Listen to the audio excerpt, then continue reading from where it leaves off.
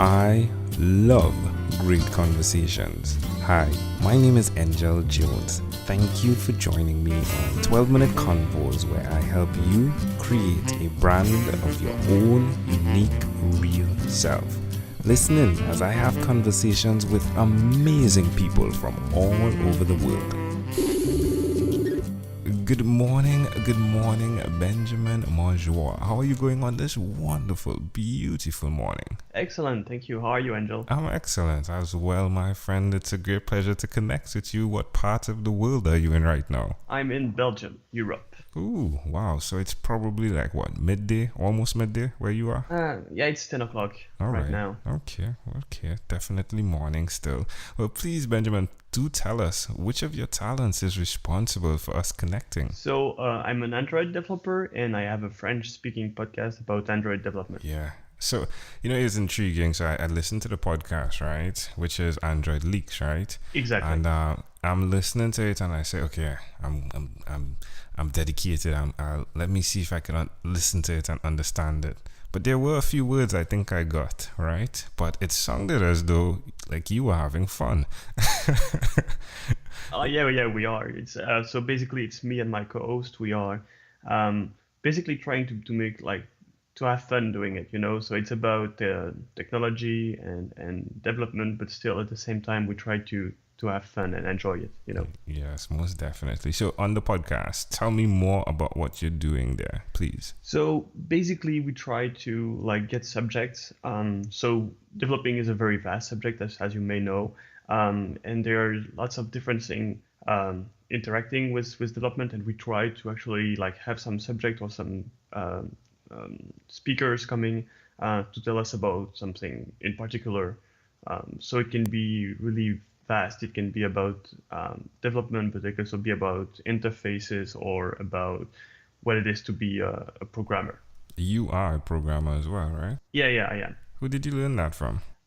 So I was a student and I had some class, but mostly what I learned was from the web. So you go online, you find some tutorials, and then you start from there, and then you look on forums when you have questions, and then it grows naturally.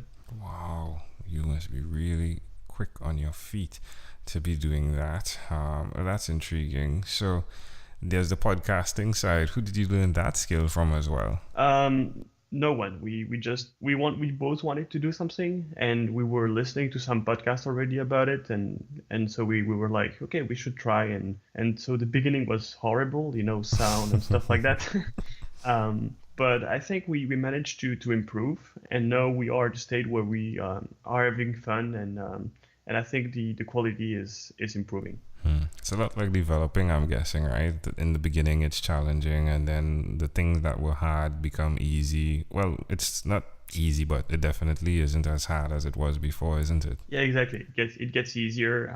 Well, the thing is, when you listen to podcasts, it sounds really easy. Like the host, such as you, make it sounds really easy, but then you the preparation and all the stuff that you have to do afterwards is a lot of work. But in the end, it's worth it, I believe. Yeah, I totally agree. Given the fact that there is the learning curve, there are the hard times and the good times are all put together, why will you continue to do what you're doing, Benjamin? Well, I love doing it. So since I started, I met a lot of very nice and interesting people, either through the podcast, you know, like the speakers we have invited, or even next to it, you know, like people would come at convention and stuff like that, say, hey, I love what you're doing and stuff like that. So it's really rewarding, and at the same time, we learn a lot. So right, as long as I'm having fun doing it, I think I will continue doing it. Yeah, and I think the podcaster is one of the individuals who connect pretty quickly to the intangible values, if you would. Um, well, yeah, is it intangible? Oh, so that could be a long conversation, right? But it's like the things that aren't monetary, if you would, that eventually cause monetary gain. But you're doing something you love. It's probably because it starts as a hobby. Probably, right? Yeah, exactly. It's a hobby for us. I mean, we don't monetize it in any way. I think we actually lose money, you know, because we had to buy some material, some hardware, you know, like for the speakers and some microphone and stuff like that. So we actually lose money, but it's still a hobby and we like it. So I guess we'll continue, Yeah. but no plan on monetizing it or stuff like that. But even all right, so even if we erase the monetization aspect in terms of you get $1 in your account, isn't it fascinating that like the connections and the network you're building? Could you imagine what that would create in the next 5 years? Oh no, yeah, totally. It's really about that. It's really about the network and the stuff we are building that makes it all worthwhile, you know. Yeah, And hopefully in 5 years we will grow so big that people will actually know who we are. yeah, But and it's not why we're doing it. yeah, that's really intriguing. So, all right, tell me one other thing that you've done consistently over the last 3 years. Wow, that's a tough one. But I would say still in relation to that, I've been attending some meetups. So there is groups called Google, GDG, called the Google Developer Group, and they are a bunch of people who just like Google technology, completely independent from Google, and we just gather around and talk about technologies. And so I've been attending this group. So there are multiple groups like that all over the world, but the one in Brussels that I've been attending is, I think, it's for 4 years now, something like that. And Wow. probably every month like at least once a month we gather and we talk about stuff, and I really enjoy that. Where do you all usually meet? So this one is in Brussels, so the capital of Belgium, and it can be many places. It's where people like are nice enough to host us because the event is entirely free. But so like if people are interested in this kind of stuff, like you can go on meetup.com, look for GDG, and there are like GDGs all over the world. So there is probably one near you. I'm intrigued to see if there was one in Trinidad. I'm intrigued to see if there's one in Trinidad. I'll definitely check that out on Meetup. All right, my friend. So, how does it make you feel doing this consistently? Well, at first I started because I wanted to learn stuff and like kind of, this kind of class, let's say. And then I actually met a lot of nice people over there. And this is how I met my co-host for the podcast. And now it's more like meeting a bunch of friends more than anything. So I really love it. That's great. That's great. Why would you suggest to someone that's listening, even a developer, if you would, why they should connect to doing these type of meetups? Well, there are multiple aspects of it. The first one would be that you actually learn something new. I think most developers take benefits in the work by learning something new, and this is probably what drives us most. But at the same time, what I really enjoyed, as I said, is meeting people. It was people with a common interest. It's really also when you go to this kind of event, that it's people that are engaged in what they are doing. So you will find really nice people. It's never like people going because they want to gain something out of it. It's because they want to share something, and therefore you meet lots of people with the same interest. So I would even suggest people, like, even if you're not a developer, if you have interest in sewing or carpentry or whatever you like find a meetup group near you that does that, and you will probably gain a lot from it.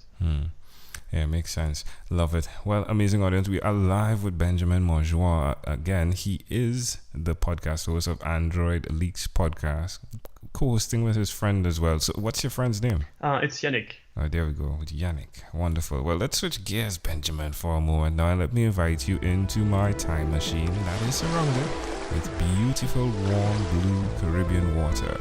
Benjamin, what is your earliest childhood memory? So it was when I was a kid. My parents got separated, and so I had to go like with my mom to her new house. And I remember my dad, carried me in his arm, running around the house, and my mom would go the other way around, like running the other way. And when they would meet, halfway through, my mom would then carry me and then run the other way around, where my father would actually go in the opposite direction. And they started that like a couple of times.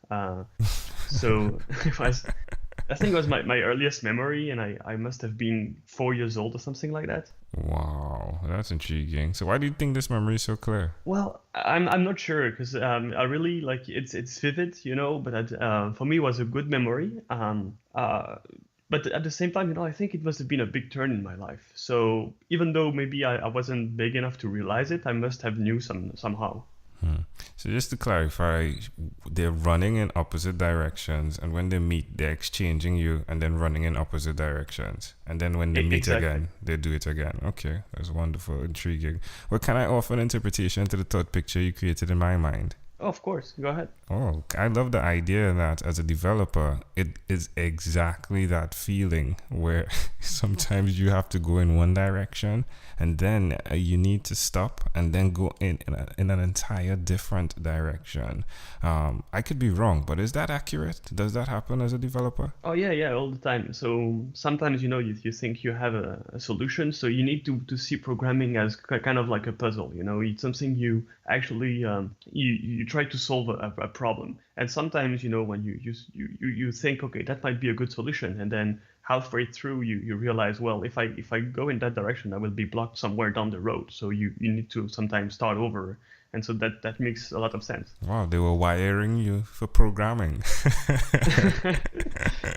But it is a principle that's applicable in so many instances. Sometimes in life, you're going in a direction and you need to, what we term as pivot right now, it's the popular word. You need to pivot sometimes and change direction, but it's definitely surrounding the same thing, right? Which was you at that time. You were the focus, and just like a developer who is developing a program, the focus is developing the program. But hey, changing directions doesn't mean that it isn't going to bring about the end goal that you desired. It's going to bring about something probably even better than you desired, if you would. That's a nice analogy.